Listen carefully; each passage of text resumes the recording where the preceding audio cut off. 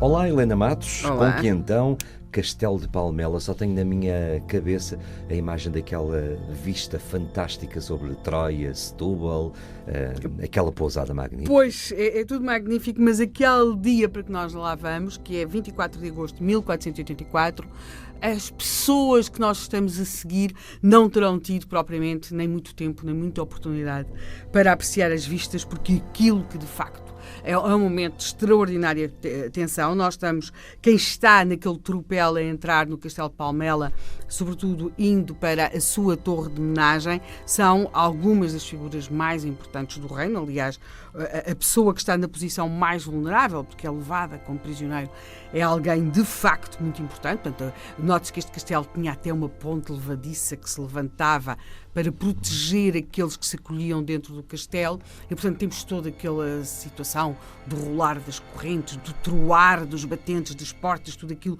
com um enorme estrépito. Tudo o que está no nosso imaginário. Tudo aquilo que possa estar no nosso imaginário, mas digamos que este homem que está a ser levado para aquela torre de homenagem, ele percebe que, portanto, que a sua vida está por um fio, não é? Mas que não vai ser, pelo menos, executado naquele momento, até porque ele tem um estatuto, o estatuto do ungido de Deus, portanto, ele é um bispo, estamos no século XV, 1484, e, portanto, não se executa assim propriamente um bispo, mas ele percebe que o facto de estar a ser levado para aquele castelo, para a torre de homenagem, alguma coisa há de querer dizer e não propriamente muito bom sobre o seu destino. Que crime lhe é imputado?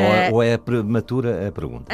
A pergunta é grave, porque aquilo é o seguinte: ele está a ser levado para ali, ele mesmo deve estar a fazer essa pergunta a si mesmo, ou seja, o que é que eles sabem sobre aquilo que eu posso ter querido fazer? Ele talvez ainda não o tenha percebido completamente, e para percebermos bem porque é que este homem, que é bispo de Évora, não é? Portanto, nós estamos a falar de Dom Garcia de Menezes, e ele percebe que não está apenas a ser levado para a torre de homenagem, ele percebe que pode estar a ser conduzido para aquilo que é uma cisterna seca dessa torre de homenagem. Portanto, o que poderá ser mais ou menos uma condenação, uma morte lenta. Para percebermos esta cena, que é completamente dramática e que está a acontecer entre 23 e 24 de agosto de 1484, nós temos de recuar um bocadinho no tempo, uns meses.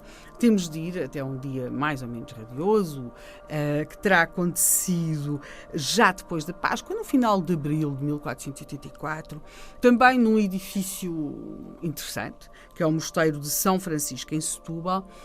O rei Dom João II estava em Setúbal e, portanto, tinha ido a esse mosteiro, e há um frade que entra no mosteiro, nada de especial, os mosteiros tinham frades, portanto não haveria nada de especial. Mas esse frade entra de uma forma mais ou menos dissimulada nesse mosteiro e fala com o rei Dom João II. Sabe-se que no final dessa conversa o rei lhe terá feito entregar uma quantia interessante em moedas de ouro e, além de outros benefícios, esse homem, na verdade, não é um frade, é um fidalgo chamado Diogo Tinoco, e terá ido nesse dia ao Mosteiro de São Francisco em Setúbal contar a Dom João II um segredo que sua irmã Margarida Tinoco, mas conhecida como Margarida Tinoca, lhe terá revelado.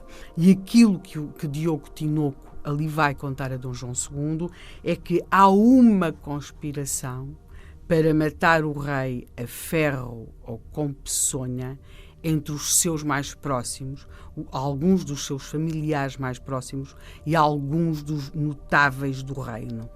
Nós estamos a ver o bispo de Évora a ser levado para a torre a 24 de agosto de 1484. Nós aqui vimos o tal frade depois da Páscoa, em final de abril de 1484, e é por aí que vamos andar esta semana. A pergunta que eu ia deixar para o fim era o que é que isto tem de conspiração ou de cumplicidade, mas pelos vistos já me respondeu. Tem tudo e só.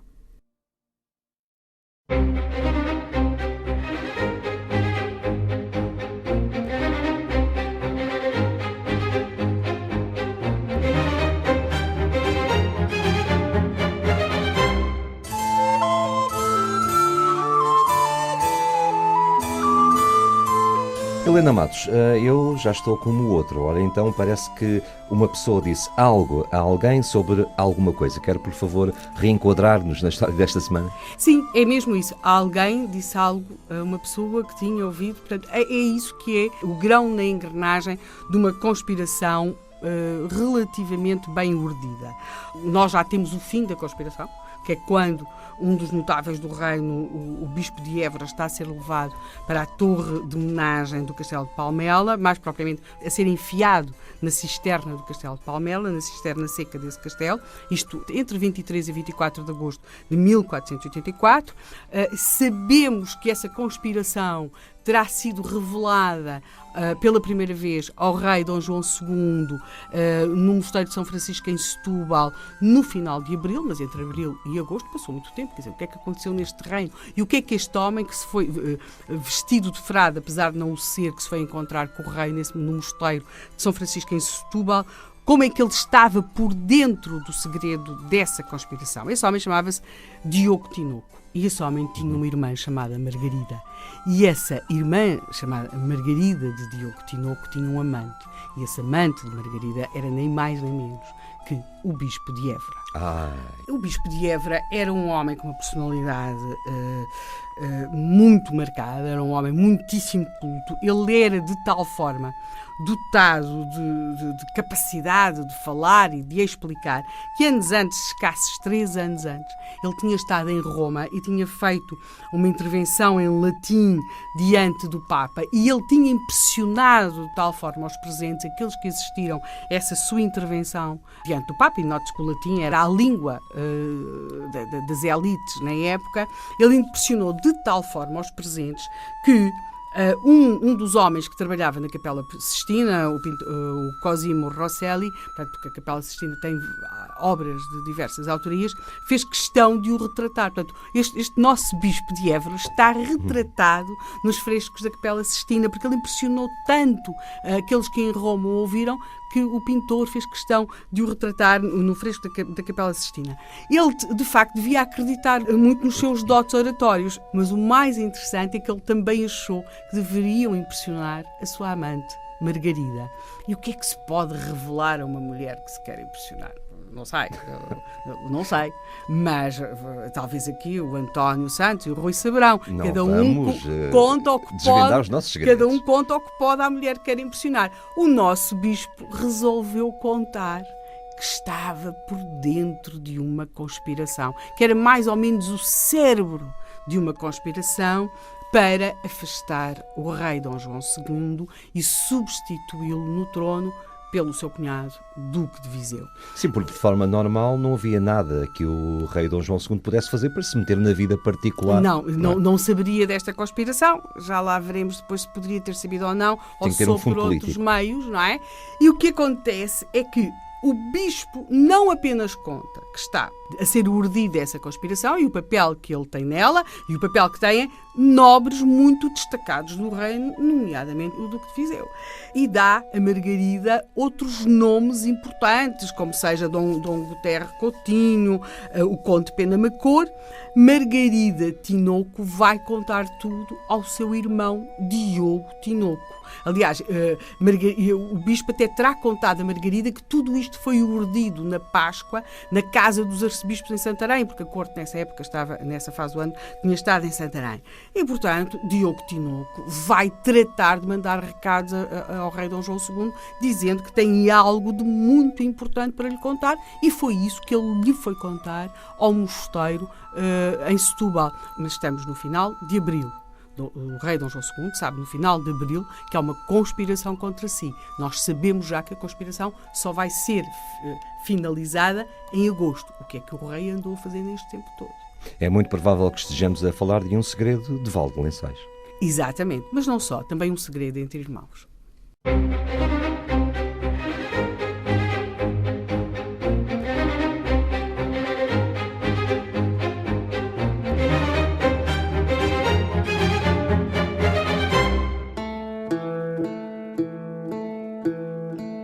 Já sabemos que lá para o fim a coisa não está a correr muito bem, mas um bispo conspira contra o rei. Sim, mas como aqui referimos, o bispo tinha uma amante e a amante tinha um irmão.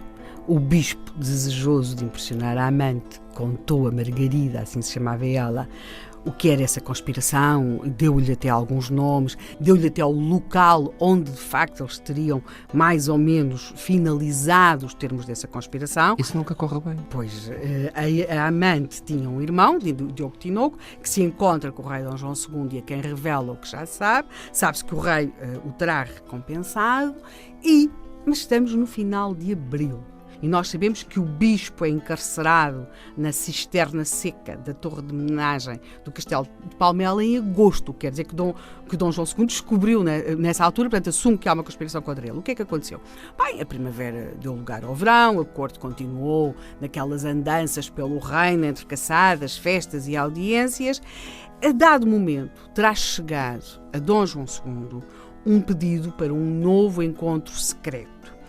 Esta pessoa que faz este pedido parece temer muito pela sua própria vida, porque este encontro nem sequer vai procurar, ele nem sequer vai chegar mais ou menos disfarçado, de frade, como fez Diogo Tinoco. O encontro é mesmo secreto.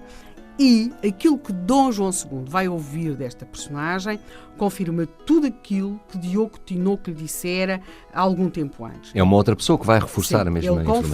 Esta pessoa diz-lhe que o Duque de Viseu, cunhado do rei, lidera uma conspiração organizada pelo Bispo de Évora com vista a afastar Dom João II do trono, mas ele diz-lhe que o que está determinado é matarem o rei a ferro, ou seja, apunhalarem e recolherem o príncipe, porque o rei tinha um filho, que era o herdeiro do trono, que pretendem levar o príncipe para Sesimbra e que aí ainda pensam usar o príncipe como novo rei, ou seja, temos de perceber que o principal conspirador é o Duque de Viseu, que é cunhado do rei, portanto é tio do príncipe herdeiro, e vão fazer desse jovem príncipe herdeiro uma espécie de rei fantoche para acalmar o reino, mas quem na verdade vai mandar será o Duque de Viseu. Nós temos de perceber que o homem que passa estas informações a Dom João II tem junto do rei uma especial credibilidade, porque é alguém que ele conhece muito bem, é um nobre, Vasco Coutinho, e curiosamente é um nobre que se dá muito mal com o rei. Dá-se tão mal que até tinha pensado abandonar o reino. E, portanto, como é que Vasco Coutinho sabe isto? Porque ele também tem um irmão. Ele tem um irmão, que é Dom Guterre Coutinho, que era um dos tais conspiradores que tinha estado no Paço dos Arcebispos em Santarém, na Páscoa, com o Duque de Viseu. Continuamos à procura de pessoas honestas no meio disto tudo. E, portanto, ele ficou, e o irmão contou-lhe. E contou-lhe porquê? Porque, como Dom Vasco Coutinho estava muito desavindo com Dom João II, tinha pensado abandonar o reino, e o irmão diz-lhe que não vale a pena ele abandonar o reino, porque vai acontecer, e conta. E é, paradoxalmente, este homem, que estava desavindo com o rei Dom João II, que lhe resolve dar conta desta conspiração. Ele procura, sim, salvaguardar uma coisa, que é a sobrevivência do irmão. Ele sabe que quando Dom João II atacar os conspiradores, provavelmente eles serão todos executados, e ele tenta que o seu irmão venha a ser poupado a essa condenação à morte. E, portanto, Dom Vasco Coutinho não só revela isto a Dom João II, como faz alguma coisa mais. Ele diz e garante-lhe que está dentro do grupo dos conspiradores, que vai continuar a saber tudo e que o vai manter sempre informado. Portanto, Dom João II tem, digamos que o mais provável dos agentes infiltrados dentro do grupo dos conspiradores. Já estamos no verão, mas ainda não chegamos a agosto. Ainda não chegamos.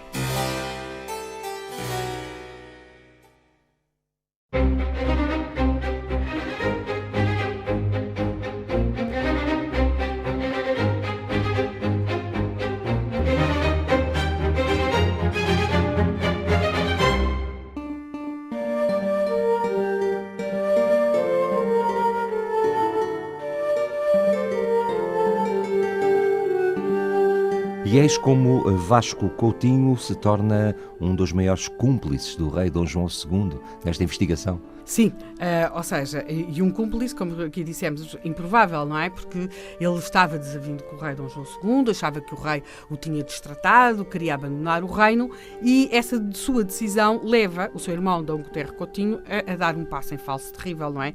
O irmão diz-lhe que não vale a pena abandonar o reino, porque há uma conspiração contra Dom João II, na qual ele, Dom Guterres Coutinho, está envolvido, e, portanto, como o rei vai ser assassinado, ele escusa de abandonar o reino porque outra ordem virá. O que acontece é que Dom Vasco Coutinho, contra tudo aquilo que se esperaria, vai contar tudo isto a Dom João II, e sabe-se que a conspiração está em marcha desde a Páscoa, que os conspiradores se terão reunido em Santarém, no Palácio dos Arcebispos, porque digamos que o cérebro da conspiração era o Bispo de Évora. Sabe-se depois que o Dom João II recebe a primeira informação sobre esta conspiração através de Diogo Tinoco, que era irmão da amante do Bispo de Évora, Margarida, que lhe contou. Ele depois reúne mais informação com as informações novas que lhe chegam de Dom Vasco Coutinho, que é irmão de Guterres Coutinho, um dos conspiradores. Portanto, o verão chega, mas temos de perceber, ele se passou. Dom João II sabe desde abril, portanto, maio, junho, julho, agosto já está quase a chegar ao fim, a vida na corte prossegue, mas há alguns sinais aos quais os conspiradores deviam ter dado mais alguma atenção, porque esses sinais davam conta que o rei de alguma coisa desconfiaria, embora a situação no reino fosse complicada em termos de... E não se puseram a caminho a tempo. Por exemplo, ele nunca reparou que, não terão tido em conta que o rei não monta sempre a cavalo, não monta mulas. E porquê que monta a cavalo? Porque se for preciso, cavalga e foge. Por outro lado, a segurança em torno do rei cresce. O rei traz mais homens à sua volta.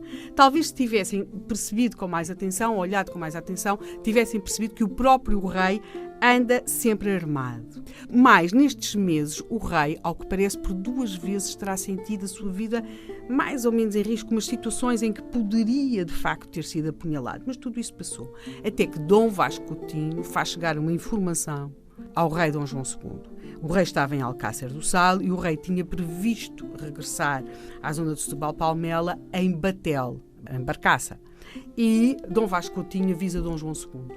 Eles vão atacar, os conspiradores vão atacar no momento em que o rei, porque é um momento de particular fragilidade, que é quando uma pessoa desembarca de um batel numa praia, é aí que eles vão atacar. Dom João II continua a fazer a sua vida como se não houvesse nada de extraordinário, só que ele vai regressar a Palmela, resolve regressar não de batel, mas por terra. Vem acompanhado de vários homens por uma localidade chamada Landeira e ele chega a Setúbal a 22 de agosto. Terão ou não os conspiradores, nesse momento, desconfiado que se calhar o rei já sabe alguma coisa? Porque... E os conspiradores não desconfiavam do Vasco Coutinho? Não, aliás, ele ter-se-ia voluntariado para ser o primeiro a apunhalar El Rei. Portanto, a capa era perfeita. Ele era o primeiro e não terão desconfiado porque, de facto, para todos eles, Vasco Coutinho dava-se muito mal com o El Rei Dom João II. Tinham, de facto, tido uma grande proximidade na sua infância, mas agora era essa a verdade Dom pública, Vasco Coutinho era um homem ofendido por El Rei, que se dava mal com El Rei, e, portanto, também não terão desconfiado quando veem o rei Dom João II trocar o seu propósito de regressar a Setúbal de Barcaça e resolve que vai regressar em Batel. Mas, no dia 23 de agosto, os conspiradores finalmente perceberam que o cerco à sua volta estava completamente fechado. Está muito interessante o dia da manhã. Depende do ponto de vista.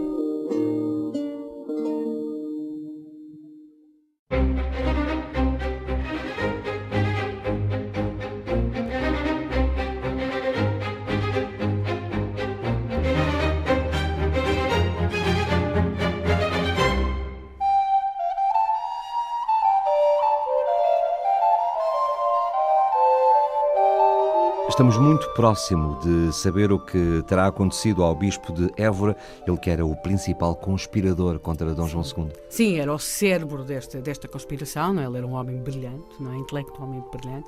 Como conspirador talvez não fosse realmente tão brilhante assim, porque manda as regras destas coisas que não se conta nada a ninguém, mesmo e sobretudo se for uma mulher que se quer impressionar. Ora, não é? aí está. Ora, aí está. E sobretudo também convém que os conspiradores sejam filhos únicos, porque também tendem muitas vezes a contar aos seus irmãos aquilo que não deviam. A verdade é que no dia 23 de agosto, já em segurança em Setúbal, o rei Dom João II vai mandar chamar o seu cunhado, Duque de Viseu.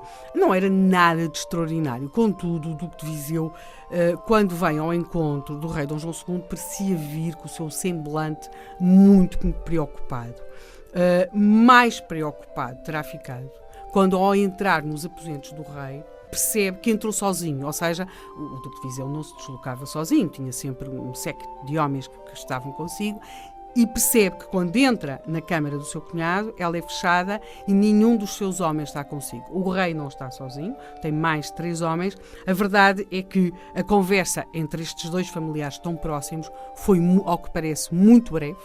O rei ter-lhe-á dito, de facto, tudo o que sabia que ele era o nobre que, na prática, se propõe substituí-lo quando ele for assassinado, e tudo acontece muito rapidamente. O rei mata, apunhala o seu cunhado. Que violência. A câmara fica fechada, a câmara do rei fica fechada, aquilo que acontece lá dentro não se sabe cá fora. De imediato, um homem de confiança do rei, o homem de confiança que garantia a sua segurança, que era o capitão Fernão Martins, dirige-se à Câmara da Rainha, onde estavam várias pessoas, nomeadamente o Bispo de Évora. Chama o Bispo de Évora, mas ainda com delicadeza, estávamos na Câmara da Rainha, que por acaso tinha o seu irmão assassinado nos aposentos do rei naquele momento. O Bispo sai da Câmara da Rainha e assim que sai da Câmara da Rainha é preso, percebe que foram descobertos, e o Bispo de Évora não vai ser apunhalado, é levado para a torre de homenagem do Castelo de Palmela, e aí terá começado a perceber, portanto, que não vai ser morto naquele momento, mas que vai morrer a muito curto prazo. E nesse momento começa o rei, então sim, já com digamos que o nobre símbolo da conspiração assassinado, que era o seu cunhado, o Duque de Viseu, apunhalado por ele mesmo, o rei Dom João II, e o Bispo de Évora a ser levado prisioneiro para a torre de homenagem do Castelo de Palmela. Então o rei manda fechar as portas de Palmela, manda pregões pelo reino a anunciar o que tinha acontecido, e começa aquilo que o cronista Garcia de Rezende diz: começa uma noite de muito grande terror e espanto, porque começam a ser feitas prisões sobre prisões, não é? Tortura, eventualmente. As pessoas vão confessar, não é? Na maior parte eles vão ser condenados a ser degolados. O irmão de Dom Vasco Coutinho, Dom Guterre Coutinho, de facto não é degolado, é levado para a Torre de Avis, onde, tal como acontece com o Bispo de Évora na torre de homenagem do Castelo de Palmela, vai aparecer morto alguns dias depois. Sabe-se lá Ou porquê? seja, aqui o matar a ferro ou com peçonha, que era o projeto que havia dos conspiradores para Dom João II, virou-se ao contrário, não é? E, portanto, os conspiradores foram eles mesmos ou mortos a ferro, portanto degolados, ou mortos com veneno. O Bispo de Évora oficialmente apareceu morto na cisterna seca do Castelo de Palmela alguns dias depois, e portanto digamos que o feitiço se virou contra o feiticeiro. Matar a ferro ou com peçonha aconteceu em Portugal em agosto de 1484. E o irmão de Vasco Coutinho teve o mesmo destino? Morreu também na Torre de Avis, foi encontrado morto, provavelmente com peçonha, Ou seja, alguns acabou, dias depois. ou seja, acabou por não conseguir salvar o irmão. Sim, acabou por não conseguir salvar o irmão. Portanto, esta é uma conspiração que é também uma espécie de uma guerra civil no reino de Portugal em 1484.